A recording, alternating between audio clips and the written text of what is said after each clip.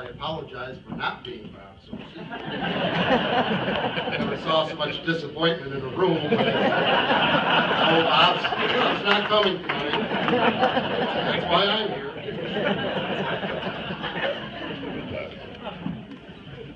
But, as I say, I'm not Bob Sosi, and I do not have a Super Bowl ring. My younger brother Bob is at home in Boston or at Gillette Stadium, probably preparing for tomorrow's Patriots game. And when he asked me a couple of weeks ago if I would accept this for him, I was pretty excited. I figured I'd get to write a speech and, make some funny remarks. And being the true professional he is, he emailed me.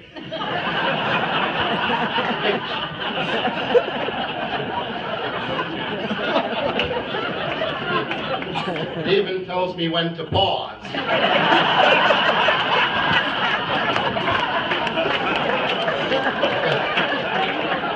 I guess he's in the business of talking, so I'll go with his.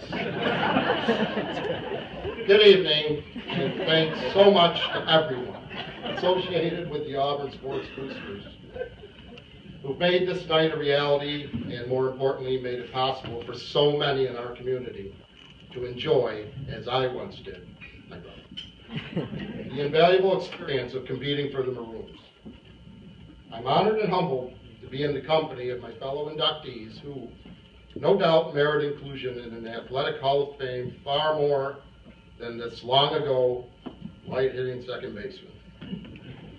While you played or coached your way here, I talked my way in. Although I'm unable to join you tonight on the eve of an early kickoff for the Patriots, so many of you will be with me tomorrow when I walk into Gillette Stadium. Just as you've been by my side for every step of my long journey, from a little kid growing up on Swift Street, dreaming of becoming a broadcaster, to the very lucky guy whose professional home happens to house the Super Bowl champions. I've been blessed with a lifetime's worth of memorable moments already in my 2.5 years as the so-called voice of the Patriots. None more thrilling than describing one of the most improbable endings in Super Bowl history, nor more gratifying than riding through Boston in a championship parade while holding my daughter Maria. As you can imagine, I'm often asked what I was thinking trying to capture Tom Brady's fourth quarter heroics and call Malcolm Butler's game-saving interception against the Seahawks. The answer, just don't screw it up.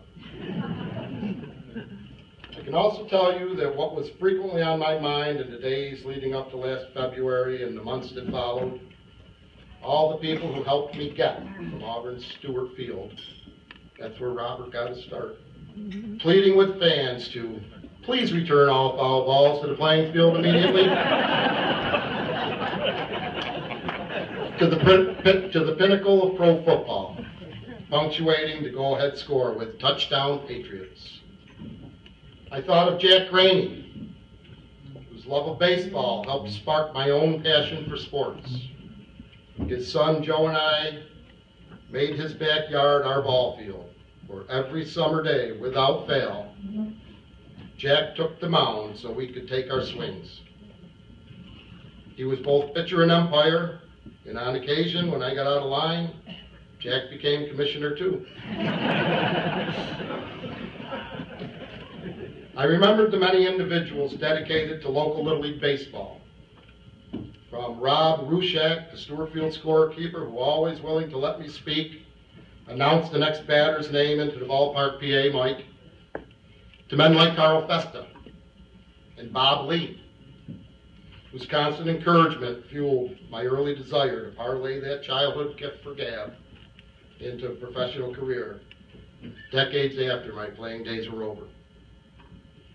I recalled my first professional mentors, Leslie Leary, who as GM of the Auburn Astros made me the voice of Old Falcon Park, and Gary Piccirillo, whose guidance at the Citizen made me a better storyteller and whose friendship made me a better person. And as much as anyone else outside my immediate family, I thought of my second family.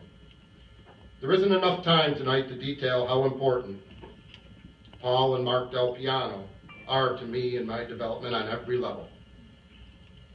But then again, for many in this community, there's no need to.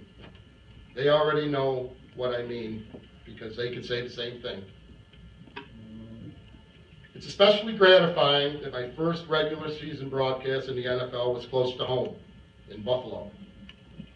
And that I learned that afternoon how my counterpart with the Bills, John Murphy, and I both count Auburn's biggest fan, Jeffrey Long, among our most faithful listeners.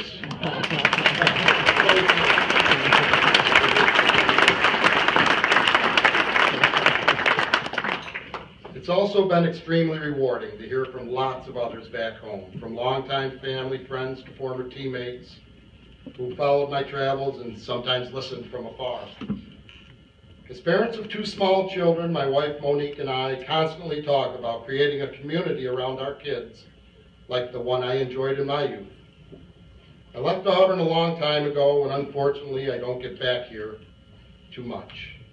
But I'm forever grateful for those here who nurtured my dreams and have since offered unwavering support for my family, even in our worst nightmares.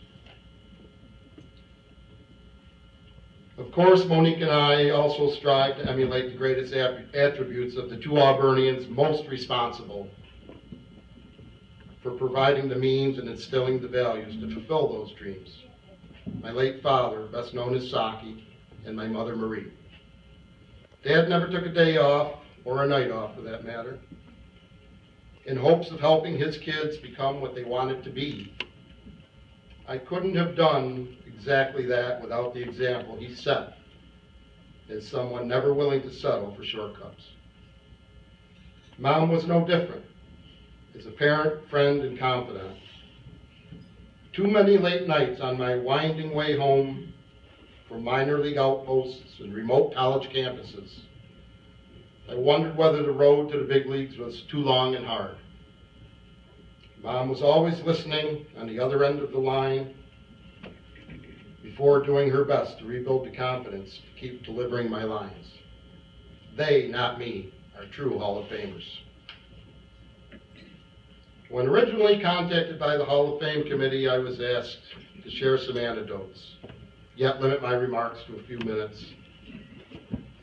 So since I've already forced my brother John to take more than my allotted time,